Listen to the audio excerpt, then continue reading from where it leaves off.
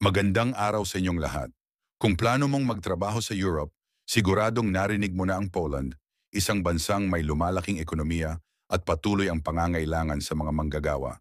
Pero alam nating lahat na minsan, hindi basta-basta ma-approve ang Poland Working Visa kung kulang ang kaalaman sa tamang proseso. Kaya sa video na ito, ibibigay ko ang updated guide na makakatulong para tumaas ang chance mong ma-approve. Unang-una, siguraduhin mong tama ang visa type na ina-applyan mo. Karamihan ng Pilipino ay nag-a-apply ng National Visa Type D para sa work. Bago ka magtungo sa embassy, siguraduhin na tugma ang visa mo sa job offer na hawak mo. Kung seasonal work, iba ang requirements. Kung skilled worker ka, iba rin. Maraming applicants ang nade-deny dahil mismong sa pagsisimula pa lang, mali na ang visa category na pinili. Pangalawa, kumpletuhin ang dokumento at siguraduhing updated ilan sa mga importante.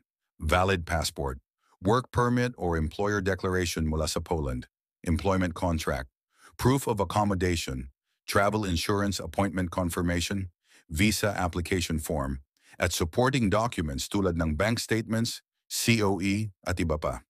Tip, check multiple times ang spelling ng pangalan, dates at detalye. Kahit maliit na pagkakamali, pwedeng maging dahilan ng delay o denial. Pangatlo, siguraduhing legit at verifiable ang employer. Maraming applicants ang nagkakaproblema dahil hindi tugma ang impormasyon ng employer o kaya hindi sila sumasagot kapag i-verify ng embassy, i-check ang company sa Polish Business Registry. Tiyaking may kontrata at malinaw ang job description, iwasan ang middleman na walang lisensya at mas mataas ang chance ma-approve kapag transparent at kumpleto ang employer sa papeles pang-apat. Ipakita na kaya mong suportahan ang sarili mo habang nasa Poland. Kadalasan, kailangan may sapat kang pondo habang naghihintay ng unang sahod. Ang mga bank statements ay dapat tunay, consistent, at hindi bigla ang may malaking deposit. Ang embassy ay nag-check ng financial authenticity kaya siguraduhing malinaw at tapat ang lahat pang-lima. Be confident and consistent during your interview. Sagutin ng diretso at tapat at i-explain kung bakit mo gustong magtrabaho sa Poland. Ipakita mo na alam mo ang iyong trabaho at ang employer mo at huwag magbigay ng impormasyon na hindi totoo. Tandaan, ang goal mo ay ipakitang ikaw ay isang seryosong applicant, hindi tourist disguised as worker. At panghuli, sundan ng eksakto ang instructions ng Polish Embassy.